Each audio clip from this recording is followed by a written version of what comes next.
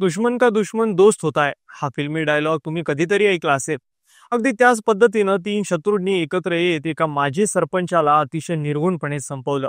काळजाचा थरकाप उडवणारी ही घटना घडली आहे छत्रपती संभाजीनगरच्या कन्नड तालुक्यातील शिरसगाव शिवारात. 47 वर्षीय राजाराम उर्फ राजू भावसिंग चुगडे असं हत्या करण्यात आलेल्या माजी सरपंचाचं नाव आहे. मारेकऱ्यांनी त्याच्या डोक्यावर धारदार शस्त्रांनी सपासप वार केले. त्यामुळे त्यांच्या मेंदूचे तुकडे अक्षरशः जमिनीवर पडले होते. हातांची बोटे ही तुटून पडली होती. आनंद, समीर आणि इरफान या तिन्ही आरोपींचे राजू चुगडे यांच्यासोबत वेगवेगळे वाद होते आणि त्यातूनच तिघांनी एकत्र येत हत्येचा कट रचला आणि चुगडे यांची त्यांच्या शेतातील घरासमोरच हत्या केली. यातील एका आरोपीने पोलीस तपासात दिशाभूल करण्यासाठी हत्येच्या वेळी महिला असल्याचा बनाव देखील रचला होता. पण तरीही पोलिसांनी या हत्येचं गूढ उलगडलंच आणि फरार आरोपींना अटक केली. पण तिन्ही आरोपींचे सरपंच चुगडे यांच्या सोबतचे ते तीन वेगवेगळे वाद नक्की काय होते? हत्येनंतर आरोपींनी तपास चुकवण्याचा कसा प्रयत्न केला? सविस्तर घटना जाणून घेऊयात या व्हिडिओच्या माध्यमातून. नमस्कार, मी प्रथमेश धोटे आणि तुम्ही पाहता महाराष्ट्र भूमी. मंडळी, शनिवारचा दिवस होता. 12 जुलै ही तारीख आणि वेळ होती सकाळी 11 ते 11:30 वाजेच्या दरम्यानची. कन्नड तालुक्यातील शिरसगावचे माजी सरपंच राजू चुगडे हे शिरसगाव वैजापूर रस्त्यावर असणाऱ्या त्यांच्या गट क्रमांक 28 मधील शेतात गेले होते. त्या दिवशी शेतातील मक्का पिकाला खत टाकण्यासाठी 2-3 मजूर आले होते. राजू चुगडे यांनी मजुरांना रासायनिक खत मिक्स करून दिलं आणि मजूर खताच्या गोण्या घेऊन शेतातील घरामागे असलेल्या मकाच्या रानात निघून गेले आणि चुगडे त्यांच्या शेतातील घरासमोर असलेल्या खडीवर मोबाईल पाहत बसले. तेवढ्यात त्या ठिकाणी अगदी 20 ते 25 वर्ष वयातील आणि गावातीलच रहिवासी असणारे आनंद राजपूत, समीर कुरेशी आणि इरफान शहा हे तिघे जण पल्सर गाडीवर आले आणि राजू चुगडे यांच्या डोक्यावर धारधार कोयत्याने सपासप वार करायला सुरुवात केली. डोक्यात अचानक जोरदार वार होत असल्याने चुगडे यांनी आपले दोन्ही हात डोक्यावर धरले. तेव्हा डाव्या हाताचे एक आणि उजव्या हाताची 3 बोटे देखील जमिनीवर तुटून पडली. डोक्याचा तर अक्षरशः चिखल झाला होता. गंभीर जखमांमुळे राजू चुगडे यांनी जागीच जीव सोडला. ही घटना घडत असताना शेतात मजूर खत टाकत होते.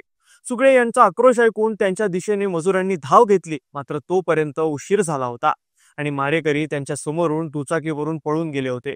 घटनास्थळी सीसीटीव्ही कॅमेरा लावलेला होता, पण घटनेवेळी तो बंद होता.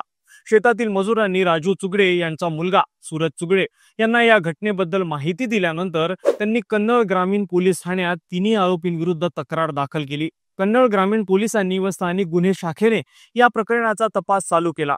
3 आरोपींपैकी एक आरोपी आनंद अमर राजपूत असून यात एका महिलेचा सहभाग असल्याची प्राथमिक माहिती पोलिसांना मिळाली होती. त्यानुसार पोलिसांनी अगोदर आनंद राजपूत याला शिरसगावातून ताब्यात घेतलं. त्याची 5 तास कसून चौकशी केल्यानंतर शेवटी त्याने गुन्ह्याची कबुली दिली. समीर कुरेशी आणि इरफान शहा या दोघांसोबत मिळून राजू चुगडे यांची हत्या केल्याचं सांगितलं. हत्येत कोणत्याही महिलेचा सहभाग नव्हता, तरी पोलिसांची तपासात दिशाभूल करण्यासाठी समीरनेच महिलेचा पोशाख घातला होता. त्यासाठी त्यांनी कन्नडमधून 200 रुपयांचा टॉप विकत घेतला होता. या माहितीच्या आधारे घटनेनंतर अहिल्यानगर जिल्ह्यातील श्रीरामपूर येथे आपल्या सासरवाडी पळून गेलेल्या इरफान आणि समीरला पोलिसांनी रविवारी पकडून आणलं. त्यांनी ही गुन्ह्याची कबुली दिली असून हत्येनंतर कोयता घाटात फेकून दिल्याचं सांगितलं. तिन्ही आरोपींनी फरार असताना त्यांचे मोबाईल बंद ठेवून सिम कार्ड काढत तपास चुकवण्याचा प्रयत्न केला.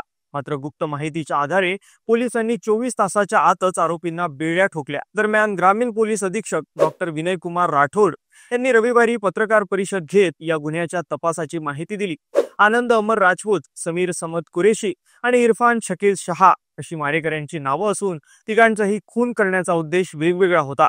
त्यांच्यावर भारतीय न्याय संहितेच्या कलम 103(1), कलम 3(5) नुसार खुनाचा गुन्हा दाखल करण्यात आलाय. आनंद राजपूतला एका महिलेशी असलेल्या अनैतिक संबंधातून राजू चुगडे यांनी वर्षभरापूर्वी सर्वांसमोर मारहाण केली होती आणि तेव्हापासूनच त्याच्या मनात चुगडे यांच्याविषयी खूप राग होता.